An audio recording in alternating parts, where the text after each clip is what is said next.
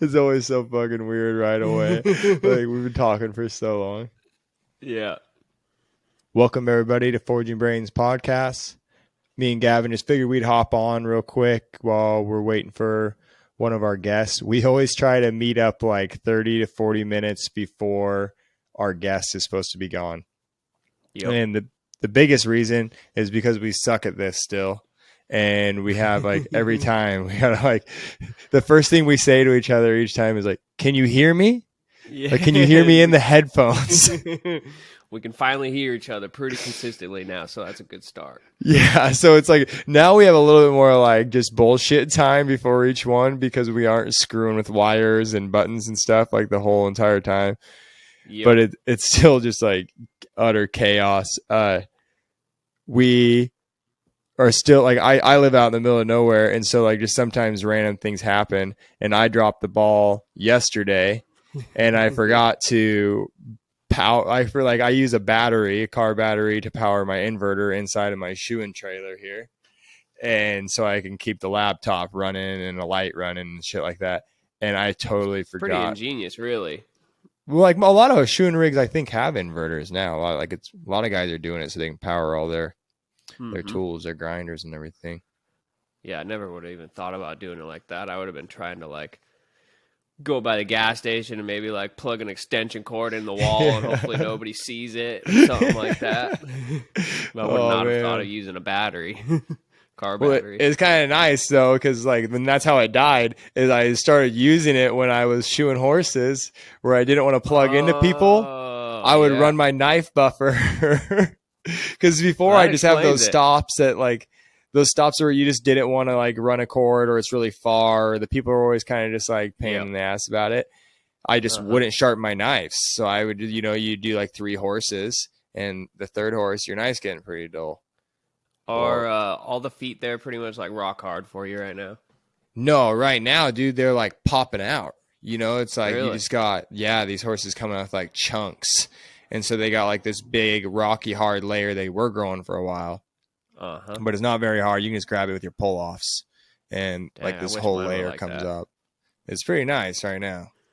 But I've been sharpening my knives on that thing. It's been sweet. Yeah, no matter how many times I sharpen my knife, they're still not cutting because they're just rock hard right now.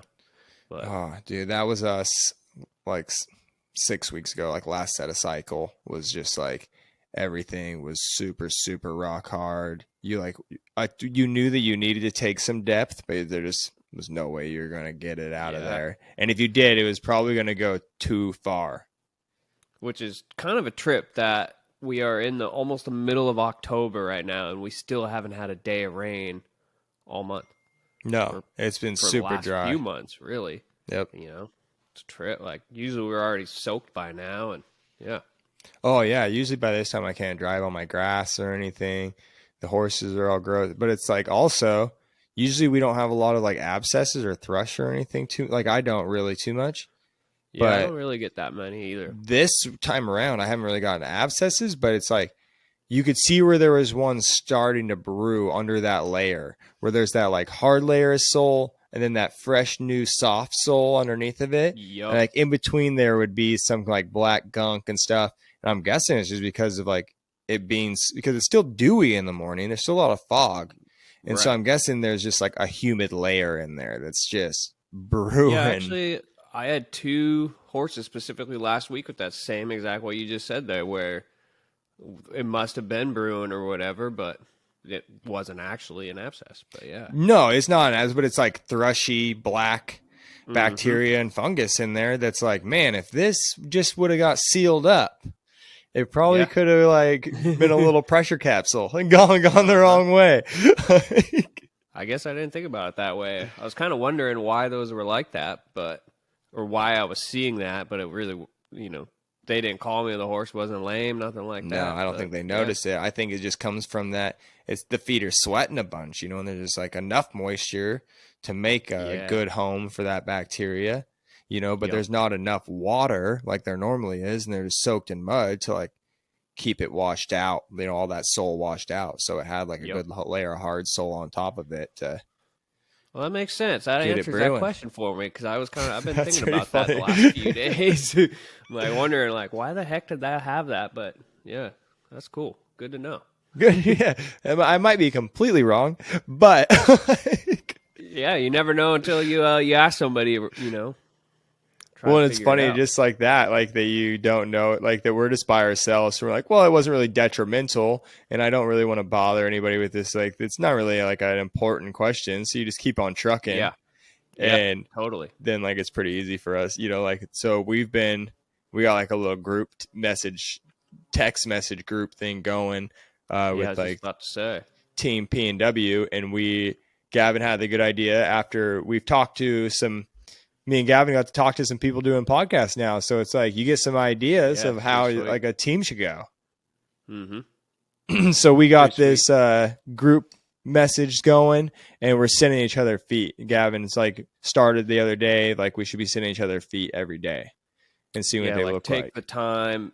If you have the time, try to take the time just prep that one as if you were to like prep it for a contest. To go Yep. that extra few minutes or whatever. And I think that'd be crucial as far as like critiquing each other, like how to get better and like pinpoint or figure out what you're kind of missing, to raise your own bar, so And it gets you and doing it every day, just not at a contest. yeah, which, if you're doing it every day, that kind of means one thing, you're going to be faster at it, Yep.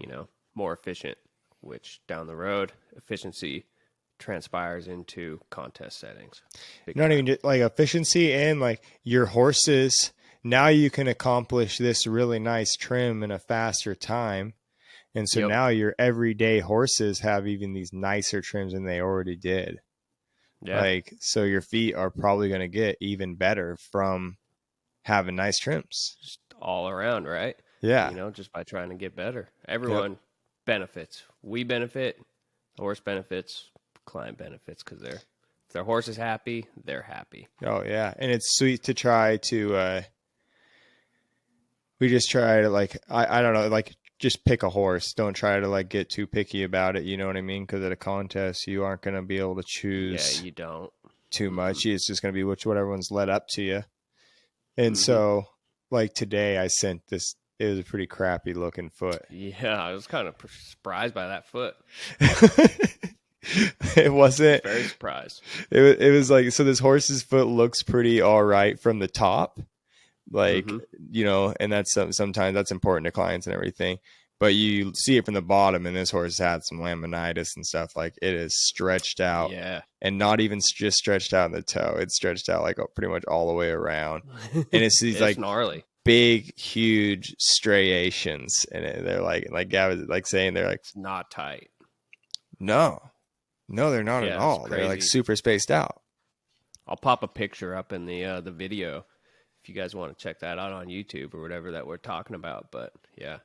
And it's that horse, like I I probably by the team too, is I'm sure they just all assume that I toe clip every single horse. That Like, was a question I had. yeah. I was wondering what you were putting on the bottom. I was like, are you still toe clipping that or Yeah, Gavin's what? first thing is like, "What are you gonna put on that?" Thinking that I I was was just, wondering. I was like, I don't know if that toe clip would be the best thing for that one. and I think But I could sell a toe clip on it.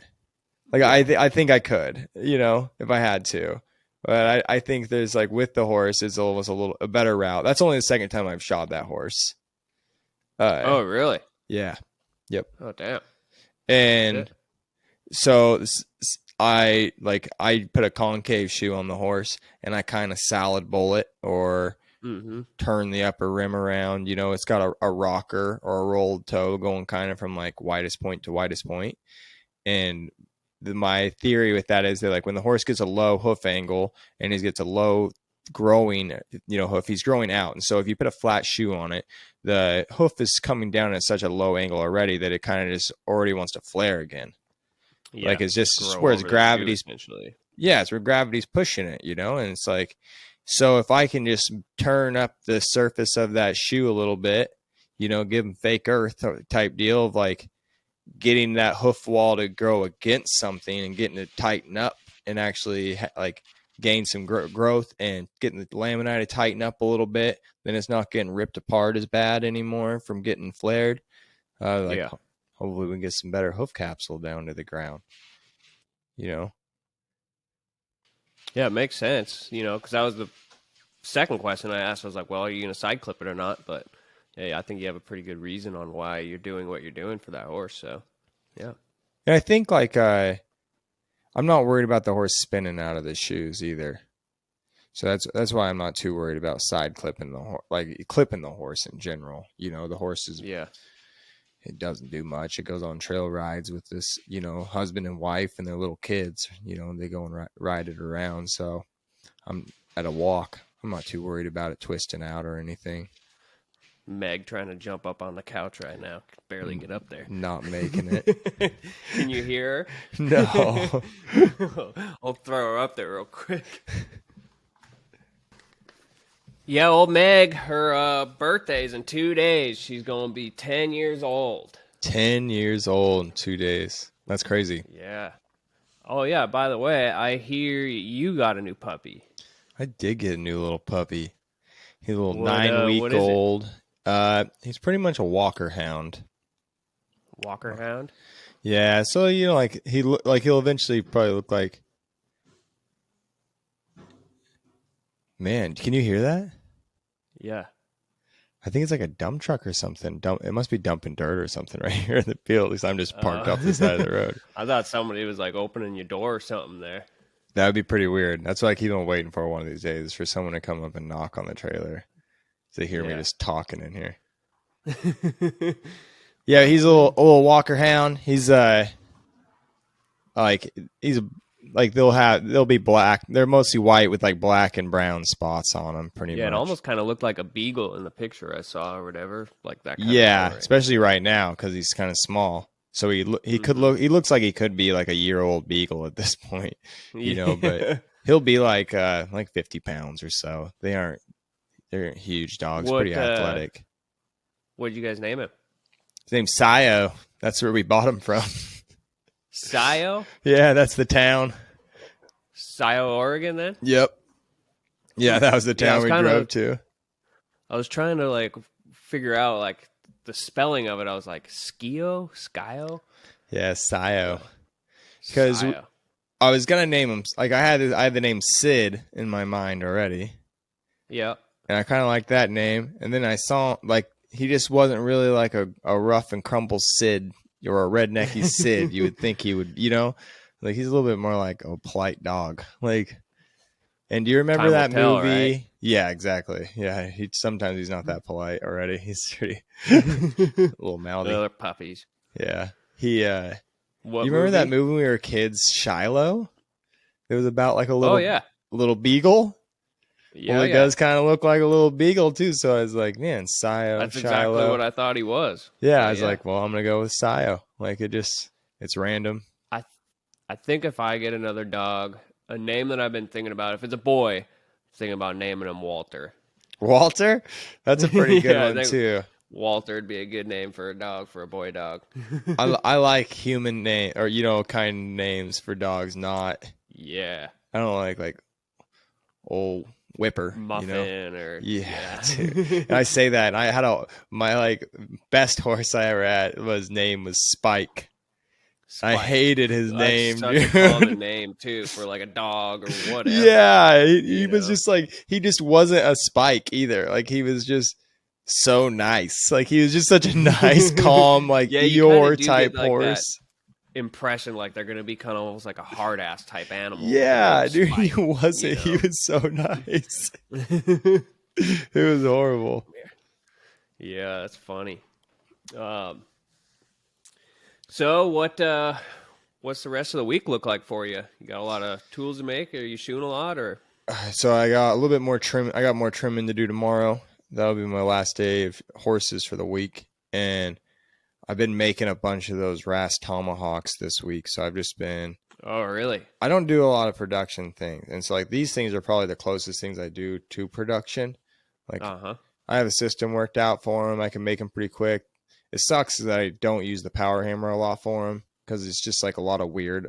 power hammers are really good at up and down blows, straight up and down flat to Yeah. flat. And those tomahawks need a lot of like angled blows and fullering blows to push things Mm-hmm. around a little bit.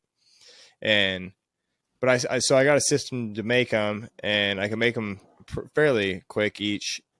And so I've just been forging them out, and then tomorrow I'm gonna forge a couple more after the horses, and so then Thursday I can just grind and Them out. handle. Yep. Okay. How many are you gonna get made up this week then, you think? Oh, dude, I have no idea. I Yeah. I'm hoping I can get to like 8. Hell I yeah. owe my taxidermist 2, Oh. and then For what animal? a bobcat, a full size Oh, bobcat. bobcat. So Yeah, you just trade? Did you trade him 2 for the bobcat, or? 2 and a 2-pound axe. Because Oh, dang. yeah, taxidermy is pretty expensive. Well, it makes me wonder, like, how much. So you did a bobcat. Like, what would a like an elk head? You know, So kind of be yeah, like the it depends on who same. you go to, but I mean, you could expect it if you're doing like shoulder mount, like your classic looking elk mount, Yeah, where like you got the neck and neck, everything. head, and antlers. That's called a shoulder mount. Uh, Okay. and that's you're gonna pay about like $2,000 to get a shoulder mount done of an elk, of like from a decent person, and Yeah, I've that's just never. around here. That could be higher in other places. Right. I've never shot an animal to have it mounted or anything like that. So that's something I know We are nothing super about. frugal about it. So like you've been in our house, we mostly just have skulls that are like Yeah. cleaned white. And so we just boil the skull and I pressure wash it, Mm-hmm. hydrogen peroxide it, and we put them up Yep. on the wall or up on And the they're just shelf. white. Yeah, Yeah. it's white. And this bobcat's the first thing I've ever sent to a taxidermist. Well, it's kind of nice that you're able to trade for it and not have to pocket money out of pocket. Yeah, I would You know. I would have paid for it either. Like this was the first one that was like when I caught it, I was like, Oh, this you thing's trapped it. yeah, and it was huge. I was like, man, Oh, damn. it's a really nice bobcat. Like it's Well, that's pretty cool. yeah, Did you like trap it like close to your house? yep, yep, Oh, fuck yeah, that's cool. yeah. Just in one spot last year, I caught quite a few bobcats at our place, and it's crazy. It's just a highway right there because it's like a whole creek bottom that runs along this long valley, Yeah, and so those cats just travel up and down that creek bottom, and kind of makes sense. it's a little highway for them. So it's already Oh yeah, like aren't you a lot going more down of to them. Butch's school on Friday or whatever? Yep, and then Friday, that's what we got going on then. So we got a team P and W is going to do a shoeing demo. We're going to do like it's pretty much a practice, but Butch has a school, Oregon Farrier School in Salem, Oregon. I think it might be Silverton. Like either way, they're right next to each other, pretty much the same town. Mm-hmm. He has a school there, and they're going to be hosting a AFA certification there this weekend. Oh, nice. And Brian is going to be the examiner for it, and he's a teammate on Team B&W. So we're going to Mr. go a day Strela. early and do like a shoe-in demo for the students. Oh hell yeah! So that'll be pretty cool. And then Brian's going to run the certification for the weekend. It's gonna be a lot of work. I remember he's asked me a couple times to like start going through the process or whatever to be a tester. I think it is right. Mm-hmm. And part of me wants to try and do it just because it'd be something different, but Yeah. it's a lot of work with I don't know how many rewards there are to it as far as like financial gain or anything like that, you know. Yeah, but you got to think too is like you gained a lot from your CJF, and you couldn't have got that unless there was dudes volunteering to do it, right? And that would be the reason why I would want to do it, you know. Pay But, back a little bit. yeah, exactly. You know, I enjoy that part, you know, being able to help other people out if I can, you know. But And you can't say that like sometimes the systems are a little weird, you know? And so if you get involved, you can try to do your part to hold the system make a what it difference. should be. Yeah, totally. Try to raise the bar or, you know, help other people meet the bar. I mean, I'm sitting here talking and I still haven't even finished my CJF. What That's horrible too, because like they're having the certification. I'll be there on Friday. I'll do the demo, and then I'll go home and forge. when was the last time have you tried taking the test yet or no? Yeah. I've taken it twice. I'm pretty sure, maybe 3 times. What part Three hung you up? times because the first time I took it right after I got done taking my certified. Like I shouldn't have took it. You know what I mean? Yeah. But I was at Heartland. They kind of scheduled it in a way that you could take 2 tests in a row. So you Like got done with the one right away, so you're like, well, I was why like, not? boom, let's just try this next one. And Hmm. it was not good. It was like, So no portions passed on that one? yeah, I passed. I think I passed my written on that one. Oh fuck, that's the hardest part, But man. I was just getting out of school. Oh And yeah, and so, you, and you just Chris's got them done are with the they're CF. huge on anatomy. And Yeah. so I was like, I was pretty fresh on my anatomy and everything. So it really It's wasn't. And I just got helpful. done with the CF, and it was pretty much the same questions, Yep. just Yeah, they're more of just a them. couple different ones. Yep. Yeah. And so it wasn't that bad. Dang, that sucks. That you got the hard. In my opinion, you got the hardest part out of the way, Yep. and then for now, what the easiest part for us And then the next would one I be went shown. to, I got my bar shoe done, and I didn't Hmm. pass the horse. I think the horse on that one, it was just it the horse on on the next one, it was pretty just it wasn't great. Like It's a tough horse to shoe, or the agree to disagree on that one type of situation. Like when the horse was done and it walked away, and the dude said, "Is like that's one of the nicest horses I've seen shot at a certification." It's like, well, you stopped me during this process. It's like, couldn't have so, been that good. Yeah. yeah, it's like, or it was like, man, I don't know. Like, I don't know if that, like, you never want to say the dude didn't have, like, was it had it out for me a little bit or just didn't like me. And so maybe he was like hounding it a little harder, but Uh huh. also I shouldn't have given him any chance to be able to say no. You know what I mean? So I'm not trying to say it was like, I let there be a hole there to pick Yeah. up on. So Hmm. like you should never leave it up to the judge. You should Yeah. always nailed it right away. Have your ducks in a row. Yeah. And so yeah, it was just and now then the last one I needed to do everything over again. And Yeah, because it's been however many years since that happened. yeah, I so guess. yeah, I'll have to do everything. Damn. That's the biggest thing is like I really don't think the horse or the bar shoe is going to be that rough for me at this point in my life. I would hope not. No, getting back in the books is gonna be. That would be really hard. Yeah, just dedicating Terminology. yourself to doing it. Yeah, Like that's what got me. yeah. And that's sad to say. I shouldn't let myself fall on that because like I should be staying up on my anatomy enough to just talk to people anyways and sound like a professional.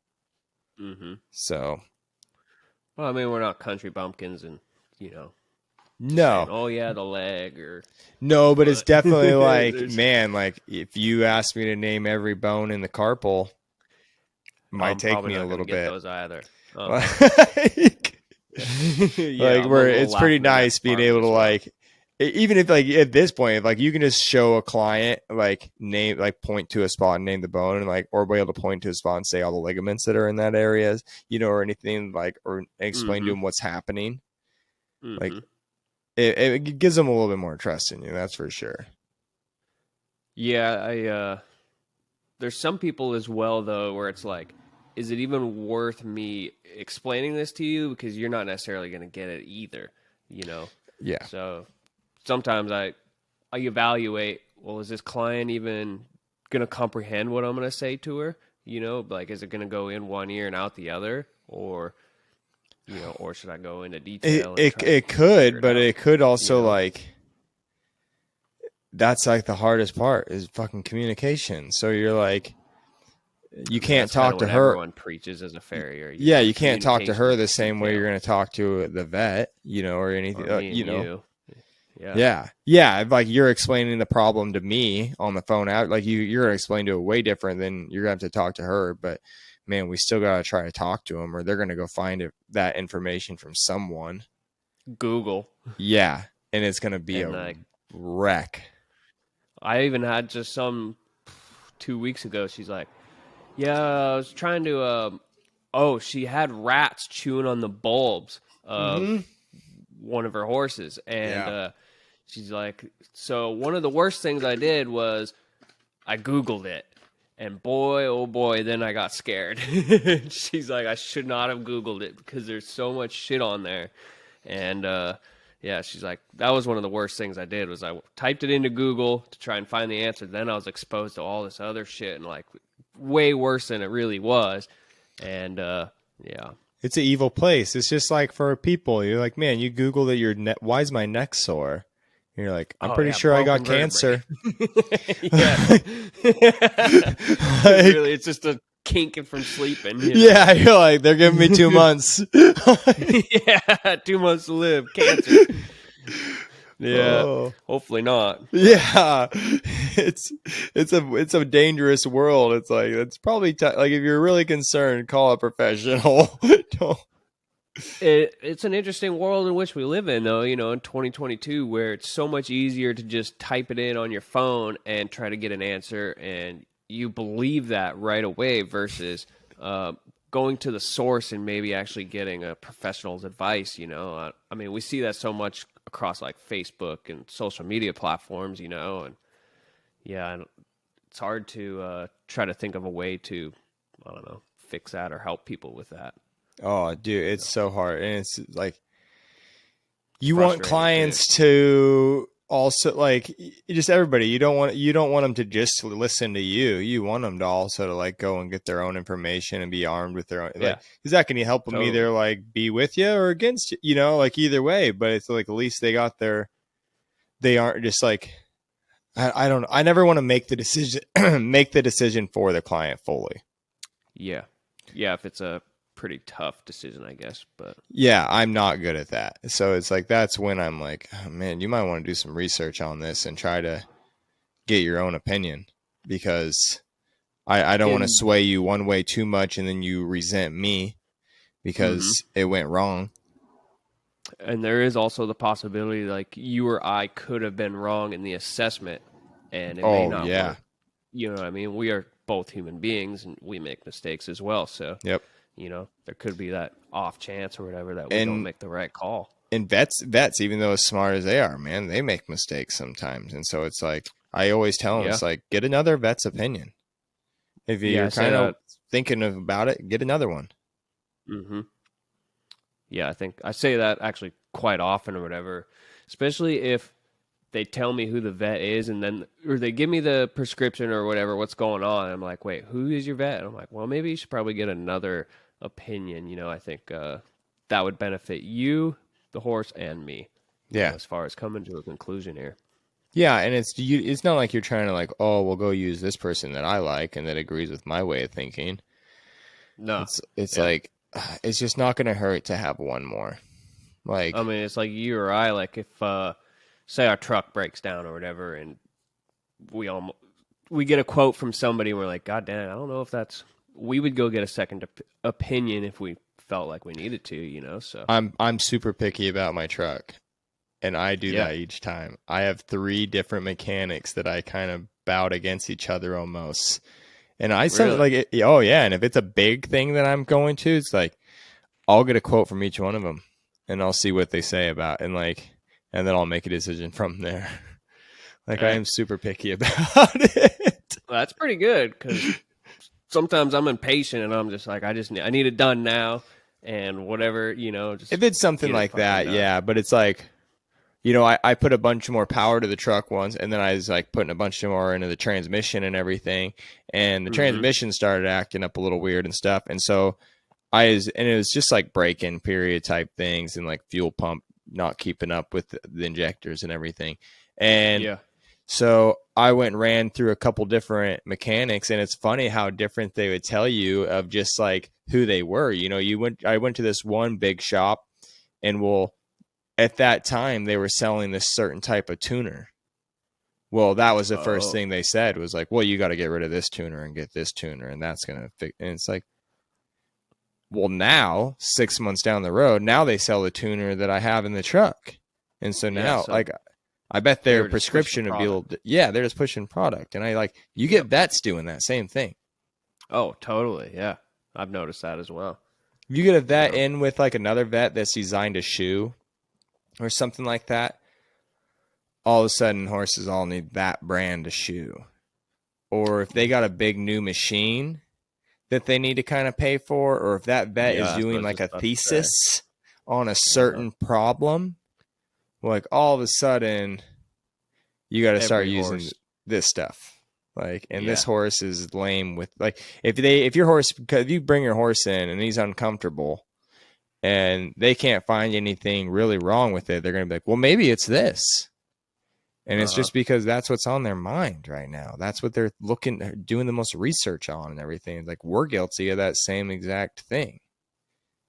Yeah, I could see that, especially with shoe lists. Yeah, that's what I was thinking. Shoe lists change, where they always have like a different shoe on them.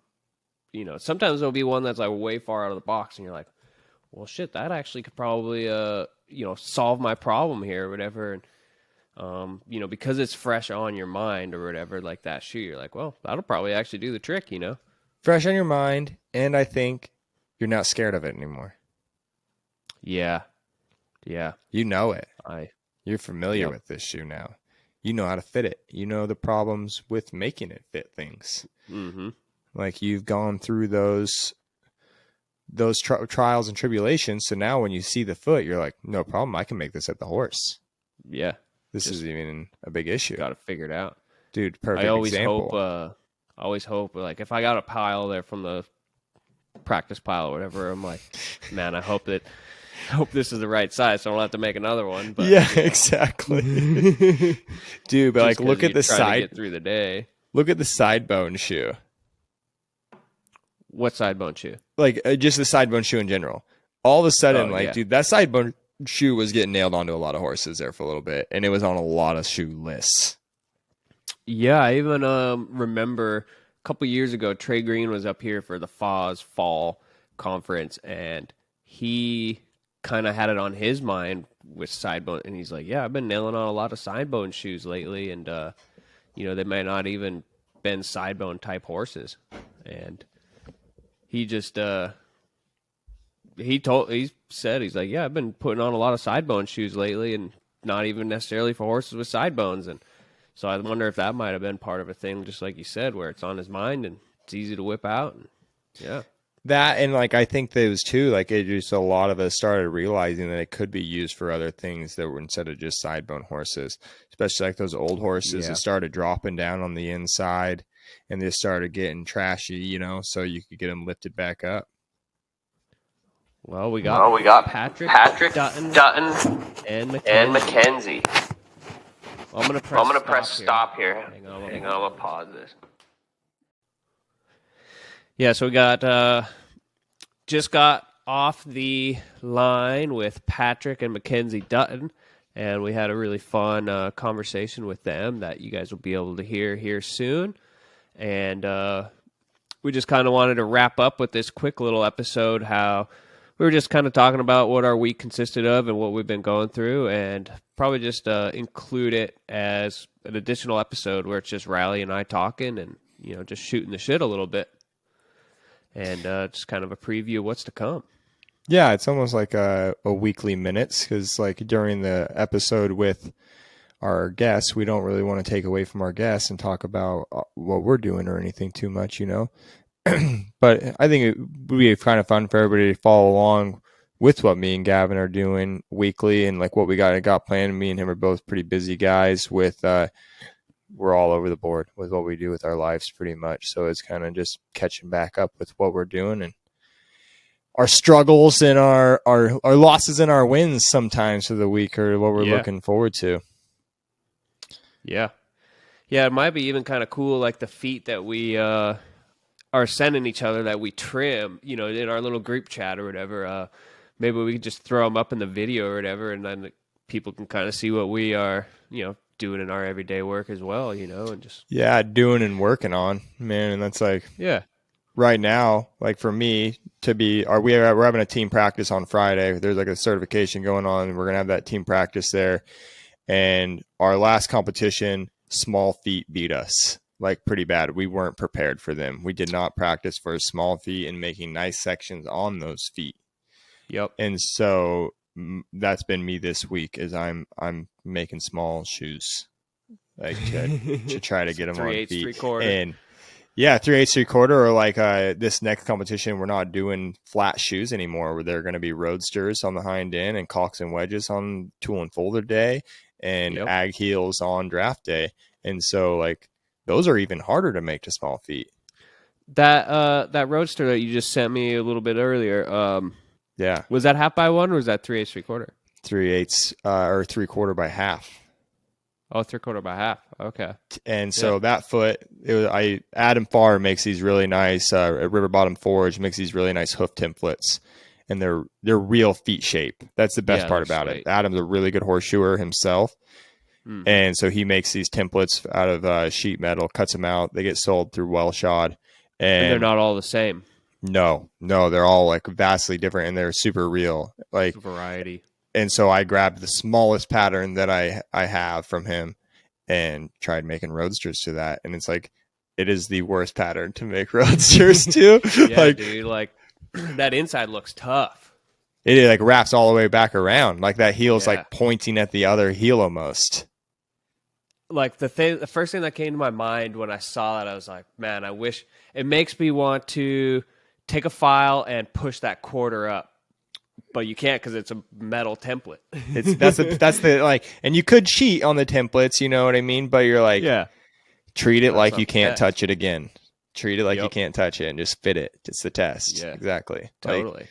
Like, man, I don't think I mostly is like I'm trying to figure out a measurement. Yeah, right now of that's how much I don't really know much. That's something I don't really know much is how much to cut for. So today that shoe, that the one I sent you earlier, that was that foot measures 12 3/8 from heel to heel, and perimeter or circumference. Perimeter. Yep. Yeah. Okay, so if you took a soft tape and you put it on one heel and measured to the other heel, it's 12 3/8. That's really small. Very small foot. Our foot that we drew at the contest for Tool and Folder Day was 12.5. So about the same, yeah. You need to practice with small feet. And so, yeah, it's 12 3/8. So I cut 10 3/8 as just a let's go from there type deal. See what happens. And I think I could have cut a little more. I think so that would be 2 inches of stretch, you know, that I'm equating for. I think I need to equate for just 1.5 inches of stretch. Maybe put a touch more in my toe. My toe was a little scant. And so you could really see, and when your toe's really scant, you don't get like a nice shape on the inside to hide maybe the uglier shape on the outside of the perimeter of the shoe. And I didn't get as much in my wedge as I'd wanted. I think if my wedge was a little bit longer, it wouldn't have made that shape look as weird. Yeah, totally. It would make it look like the quarter is up just a little bit higher. Yeah, I think it would have. I think it would have. I just had that a little bit longer wedge. So I just need a little bit more steel to get those things done.